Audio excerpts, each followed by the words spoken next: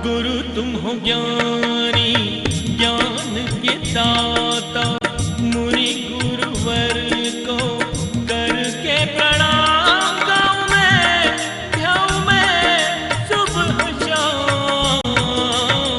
पुलक सागर एक नाम एक नाम। संसारी भी शरीर छोड़ते हैं, संत ऐसे शरीर छोड़ता है जैसे सांप अपनी कैंचली को छोड़ दिया करता है, वैसे संत इस शरीर से विदा। दवे दवे पाँव मौत। देखो एक साधु की मौत कैसे होती है।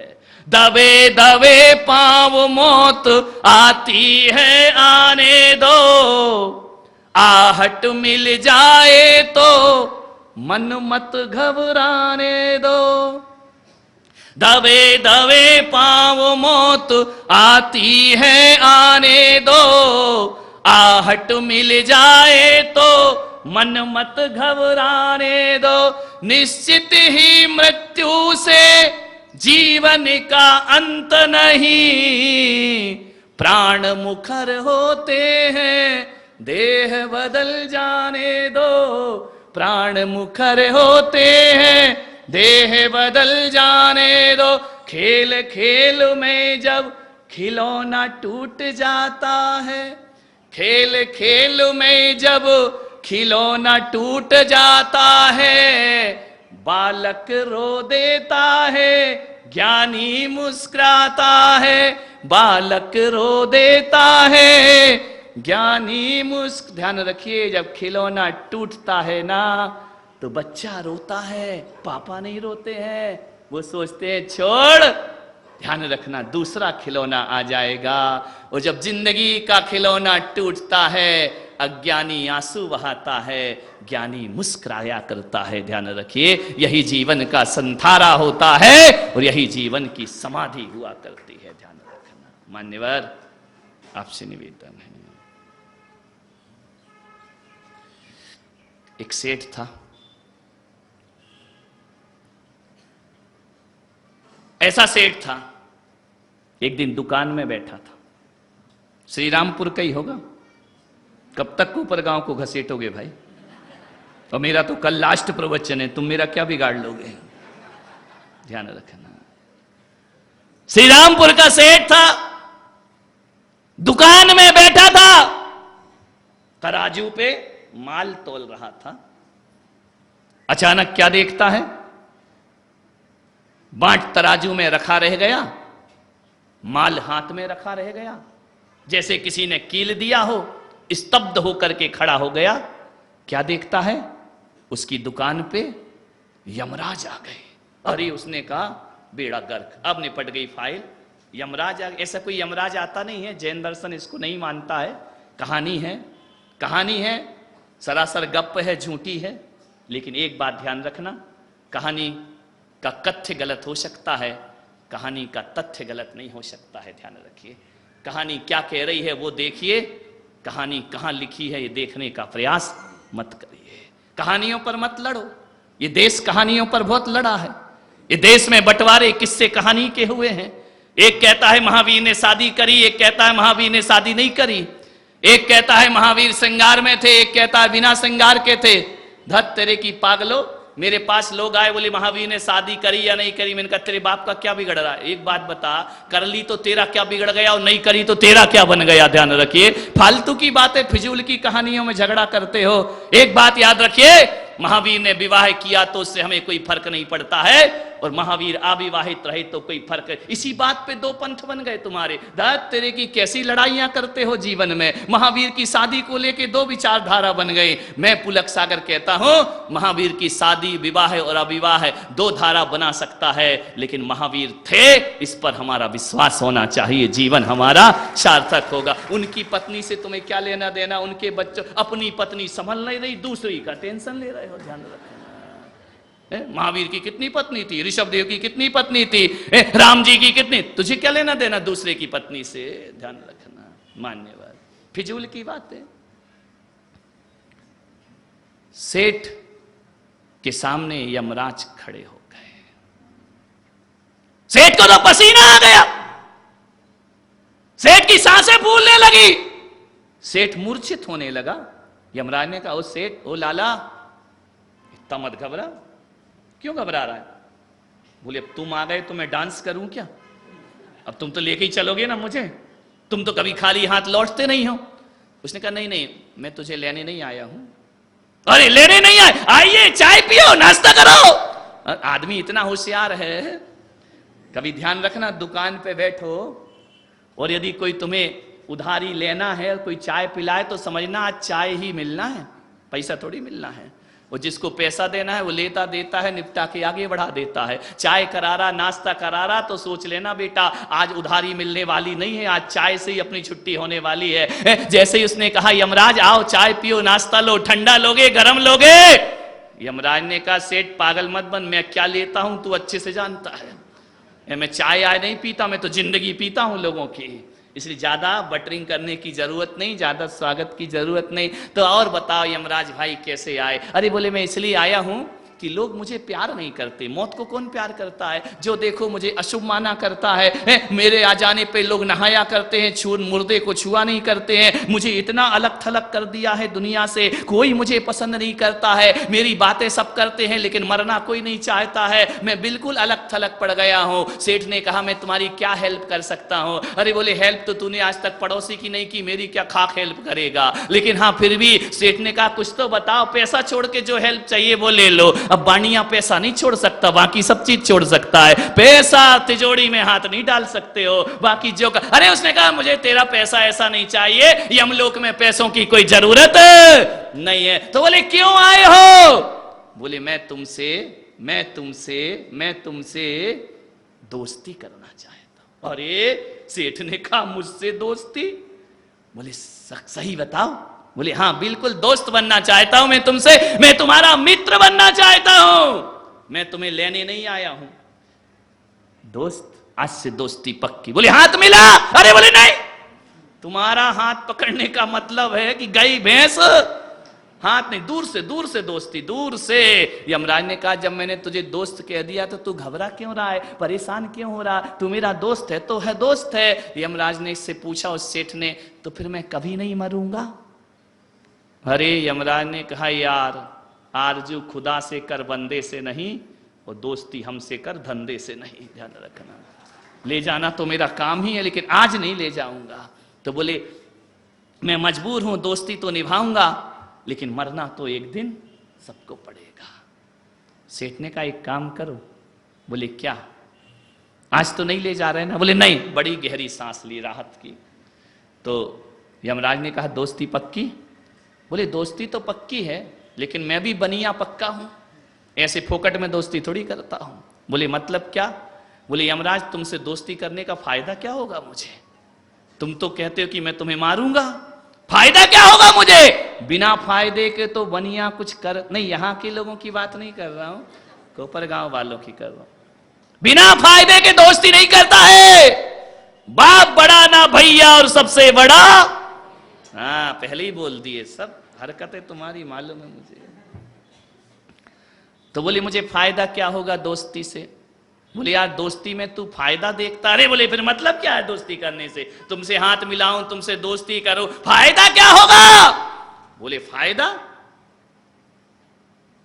एक काम कर, जब मैं आऊंगा ना तो तुझे सूचना दूंगा, तू तैयार हो जाना चलने के लिए। हाँ बोले, ये बात बिल्कुल सही बोली, जाना तो मुझे पड़ेगा। तो बोले, एक काम करो, आज की तो कहानी है नहीं कि एसएमएस कर देना। बोले, चिट्ठियां लिख देना, तो मैं समझ जाऊंगा कि भाई वो देखो जल्दी भेजना चिट्ठी, ज्यादा लेट मत करना कि नहीं तुम आज चिट्ठी भेजो कल लेने को आ जाओ। बोले, नहीं नहीं नहीं, मैं तुझे आराम से चिट्ठी भेजूंगा, तू अपनी जिंदगी को संभाल लेना, तेरा ये जन्म भी सफल हो जाएगा और अगला जन्म भी सफल हो जाए। चला तो यमराज ने कहा, फिर मैं चलूं? बोले, जल्दी। किसको? 4 ग्राहक लौट गए तुमको देख करके, तुम यहां से खिसक लो, जल्दी जाओ। चला गया। अब सेठ तो बड़ा खुश हो गया, उसने कहा, अब मौत से डरना क्या, मौत तो मेरा दोस्त है, यमराज तो मेरे दोस्त हैं। अब मंदिर जाता था, मंदिर जाना बंद कर दिया। बोले, जब यमराज की खबर आएगी जाने लगेंगे, अभी से काय को वक्त बर्बाद करूं, पहले दान पुण्य करता था। बोले, छोड़ो लास्ट में कर दूंगा जो कुछ करना है, अभी से काय को जीवन बर्बाद कर रहा हूं। बोले, क्या करे, पहले रात में नहीं खाता था। बोले, खा लो, तो अंत भला सो। अब तो मुझे बता दिया जाएगा कब मरना है, उस समय मैं रात्रि भोजन त्याग कर दूंगा। बोले अब क्या किया जाए? अरे दादा तो राग तरम तरम गरम गरम नरम नरम खाने लगा, लोग छोले भटूरे और क्या क्या क्या बनता है तुम्हारे यहाँ, तुम्हारी दादा थे क्या वो? नहीं, ऐसी लिस्ट बता रहे जैसे इनके ही दादाजी थे वो, ध्यान रखना। खाने लगा, बहुत माल मलीदा घूमने लगा, ऐसे माला भी रख दी। बोले छोड़ो, अंत समय आएगा तो माला पढ़ लेंगे, अभी तो माल कमा लो, माला छोड़ो, माल बटोरो। लग गया सेठ, रंगरलियों में खो गया। बोले अब मुझे कोई फिक्र नहीं है, जीवन के जब यमराज की चिट्ठी आएगी मैं अपनी जिंदगी को सुधार लूं। जब तक नहीं मर रहे तब तक तो अच्छे से खूब खाने लगा, पानी पूरी, कचौरी, भेल पूरी। कौन बोला महाराज ज्यादा नाम मत लो, हमारे मुंह में पानी आ रहा है। ध्यान रखिए, मान्य बहुत मस्ती में खो गया सेठ। कोई भी अर्थी जाती, अब उसके जीवन में कोई भावना नहीं जगती। मरने दो, मैं मरूंगा तो मुझे चिट्ठी आएगी। एक दिन यमराज आ गए, बोले सेठ चलो चलो, दिमाग खराब हो गया तुम्हारा। बोले क्यों दिमाग खराब हो गया? तेरा समय हो गया सेठ, चल, हो गया तेरा काम पूरा। अरे बोले तुम दोस्ती में दगाबाजी करते हो, धोखा देते हो। बोले मैंने क्या धोखा दिया? बोले तुमने कहा था ना कि मैं चिट्ठी भेजूंगा, तो मैंने चिट्ठी तो भेजी थी। बोले मेरे पास तो एक भी चिट्ठी नहीं आई। बोले झूठ बोल रहा है, चिट्ठी आई है, तेरे पास पढ़ने का टाइम नहीं। अरे बोले एक भी चिट्ठी नहीं है। बड़े लड़के को आवाज लगाई, ए कहां गया रे, बता, एक चिट्ठी आई क्या? बोले किसकी? बोले तेरे लक्षण ऐसे हैं, तुझे तो पड़ोसी भी चिट्ठी नहीं भेजे, तुझे कौन भेजेगा? बाप मेरे ऐसा बिगड़ रहा है बुढ़ापे में तू। तो बोले नहीं मजाक मत कर, जिंदगी का सवाल है, कोई चिट्ठी आई क्या? बोले किसकी? बोले यमराज अंकल की। अरे बोले पागल है क्या, यमराज कोई चिट्ठी लिखता है क्या? दिमाग खराब, सठिया गया बुढ़ा, यमराज कोई चिट्ठी लिखेगा? यमराज ने से कहा सेठ ने कि देख लड़का भी मना कर रहा। पत्नी से बोला अरे भगवान कोई चिट्ठी मिट्ठी आई है क्या मेरे नाम से? पत्नी बोली नहीं, यहां तो कोई चिट्ठी नहीं आई है। आजकल तो तुम्हारे नाम भी लेना लोग पसंद नहीं कर रहे, चिट्ठी कौन भेजेगा तुमको?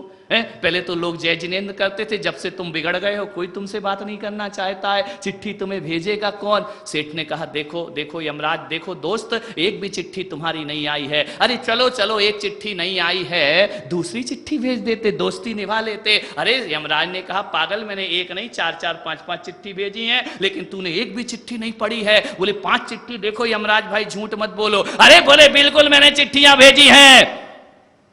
तो बोले चिट्ठी भेजी है? ऐसा तो नहीं है। बोले क्या? कि तुमने चिट्ठी मुझे लिखी हो और एड्रेस अनिल वकील का लिख दिया हो। बोले नहीं नहीं, ध्यान रखना हमारे यहां तुमसे अच्छा कंप्यूटर है, हमारे यहाँ एड्रेस का आदमी यही तो चाहता है कि चिट्ठी मेरी हो, एड्रेस राजू वाले का होना चाहिए। बोले उनके यहाँ चिट्ठी चले। बोले नहीं नहीं, उनके यहाँ कोई चिट्ठी विट्ठी नहीं गई है, चिट्ठी तेरे यहाँ भेजी है। सेठ तो पसीने में तरबतर हो गया, सेठ की सांसें फूलने लगी। सेठ ने कहा मैं करूं क्या, एक भी चिट्ठी नहीं आई, तुमने तो मुझे संभलने तक का मौका नहीं दिया है। तुम कैसे मित्र हो, कहीं भी चले जाते हो, बारात जा रही वहीं आधमकते हो, मंदिर जाओ वहीं निपटा देते हो फाइल, बाजार में मिलो वहीं फाइल निपटा देते हो, कभी कभी तो पुलक सागर के प्रवचन से ही उठा के ले जाते हो। ये बताओ तुमने चिट्ठी क्यों नहीं भेजी? यमराज ने कहा मैंने चिट्ठी भेजी है, तेरे पास पढ़ने का समय। बोले चिट्ठी? बहुत परेशान हो गया सेठ। यमराज ने कहा चिट्ठी अभी भी पढ़ी है, तुझे पढ़ने का टाइम कहां है? बोले पढ़ी है चिट्ठी, मुझे तो दिखाई नहीं दे रही। बोले चल ड्रेसिंग टेबल के सामने, ध्यान रख, जब धरती पर चिट्ठी लिखी जाती है ना, तो सफेद कागज पर काली स्याही से चिट्ठी लिखी जाती है, और हमारे यमलोक में काले कागज पर सफेद स्याही से चिट्ठी लिखी जाती है। बोले मतलब क्या? बोले देख पढ़, मैं तुझे चिट्ठी पढ़ाता हूं। जब मैंने तेरे बाल सफेद कर दिए ना, वो मेरी पहली चिट्ठी थी कि सावधान हो जा, तेरे चलने का समय हो गया है। जब मैंने तेरे बाल सफेद किए, वो मेरी पहली चिट्ठी थी, लेकिन तुझे पढ़ने का समय नहीं था। कमबख्त मैं बाल सफेद कर रहा था, तू हेयर ड्राई लगा रहा था बैठ करके, ध्यान रखना। वाह रे बुढ़ापा अजब रंग दे रहा है, अजब रंग दे रहा है बुढ़ापा, अंगूर के सब मजे किशमिश में आ रहे हैं, ध्यान रखिए। तू सफेद बाल करने में लगा था। अरे बोले यमराज ये कोई बात है क्या तुम्हारी, आजकल सफेद बाल तो बच्चों के हो जाते हैं, इसका मतलब उनकी चिट्ठी आ गई। बोले तू बच्चा नहीं, तू बच्चा नहीं है, दुनिया के बच्चों का टेंशन मत ले।